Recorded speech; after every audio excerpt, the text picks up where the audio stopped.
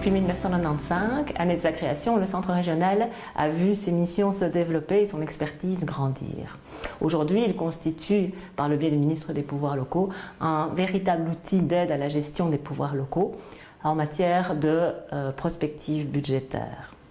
À l'occasion de ces 20 ans, et dans un contexte budgétaire particulièrement difficile pour nos communes, ne fût-ce que de penser aux problèmes de perception IPP et aux problèmes liés aux cotisations de pension, le Centre s'est lancé dans une démarche réflexive autour de 4 thématiques qu'il a considérées comme étant prioritaires.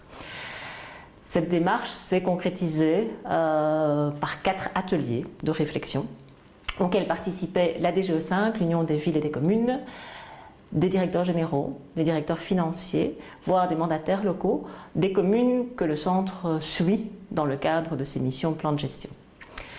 Après analyse des différentes thématiques, les groupes de travail ont dégagé des besoins prioritaires dans un premier temps pour les pouvoirs locaux, ont identifié des bonnes pratiques qu'il faudrait pouvoir généraliser et ont même été jusqu'à, à certains moments, dégager des pistes de solutions par rapport à des problématiques que connaissent les pouvoirs locaux.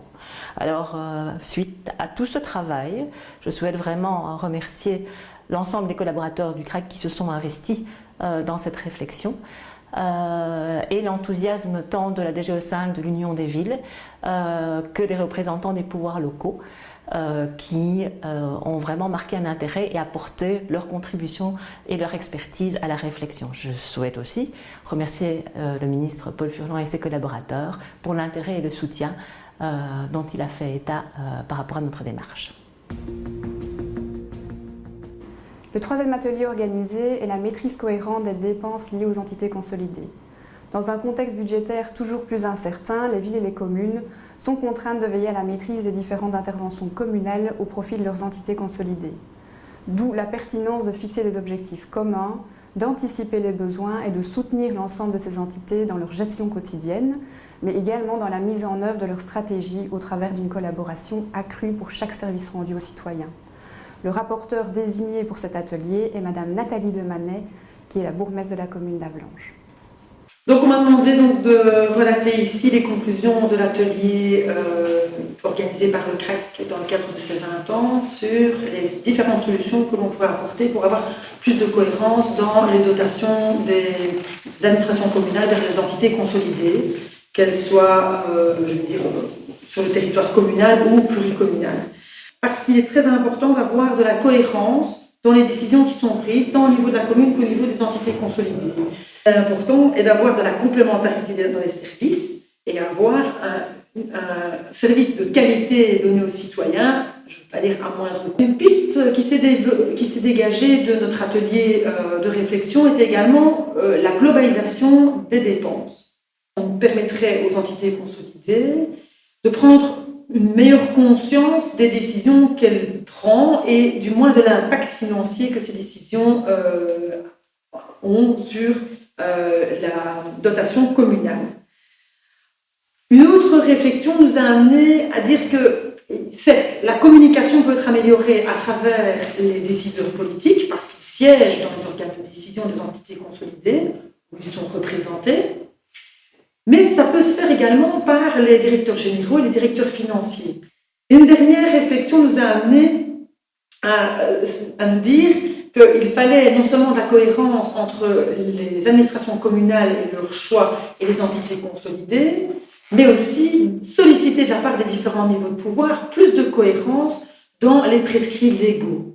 Alors, j'ai identifié, avec l'équipe qui m'entoure, 3 ou 4 difficultés majeures. La première, je dirais que c'est en fait l'autonomie de gestion. C'est-à-dire que lorsque vous avez une entité consolidée, elle a de manière historique, je veux dire, une tradition d'autonomie dans ses décisions. Et donc, elle ne comprend pas trop pourquoi elle devrait rendre des comptes, diminuer ses frais, faire des choix différents. La deuxième difficulté, c'est aussi la différence des métiers. On a une entité consolidée comme le CPS. Son action, c'est une action sociale. On a la régie des sports, c'est le sport. On a une zone de police, c'est la sécurité. Et donc, la différence de métier fait que quelquefois, on ne se comprend pas et on dit que l'autre n'est pas capable de nous comprendre. La troisième difficulté, elle est inhérente à la méconnaissance de la réalité, c'est le manque de communication. Et donc, je crois que ces trois embûches, elles peuvent être appréhendées de manière très différente si on est dans une entité consolidée dont le territoire d'action coïncide avec le territoire d'action d'une commune. C'est évident que si on parle d'un CPS et d'une commune, on a des personnes qui sont les mêmes et qui siègent au sein du conseil d'action sociale et du collège, pourquoi pas, ou du conseil communal. Si ce ne sont pas les mêmes, elles se connaissent. Si elles ne se connaissent pas, elles ont moins l'occasion, à l'une ou l'autre manifestation, de se rencontrer, de se parler.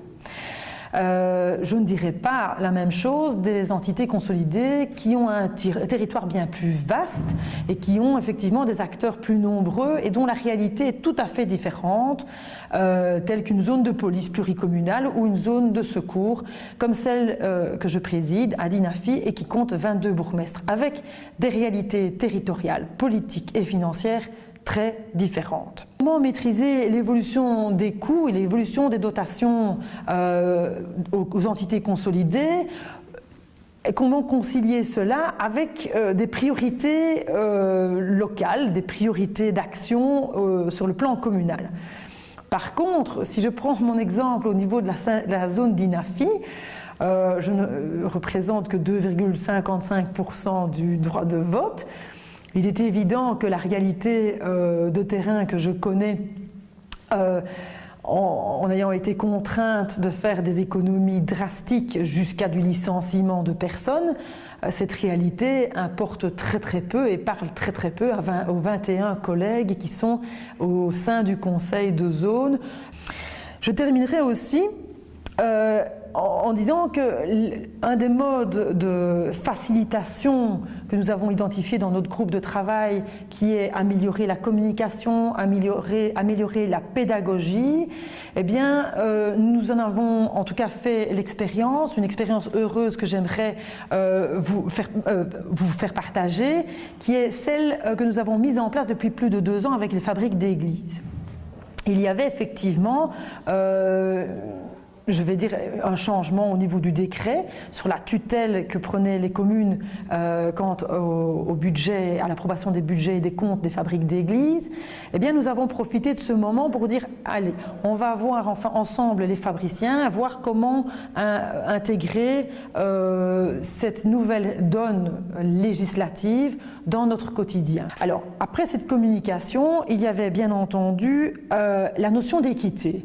Il nous fallait expliquer aux fabriciens qu'à partir du moment où nous avions fait déjà des économies dans tous les domaines que ce soit au niveau de l'enseignement, du sport, du CPS, de tous les niveaux possibles sur notre territoire, je reviens encore avec cette notion territoriale, il était assez logique que les fabriques d'églises soient également partie prenante dans cette réflexion pour aller vers une rationalisation des moyens. Donc on n'allait pas organiser une tutelle de réprobation, ou du moins pour réformer leur budget, mais une tutelle qui allait les accompagner, voire même les aider. Donc on a mis en place des tableaux Excel, on se met tous ensemble autour de la table, quand on est cohérent, quand on a une opération win-win, et que tous les citoyens en sont bénéficiaires, sans entraver bien entendu le droit à l'accès au culte des personnes qui le souhaitent. Bien entendu, nous n'avons diminué en aucune manière le nombre de messes pour les personnes qui pratiquent leur religion. Eh bien, on arrive à des résultats formidables.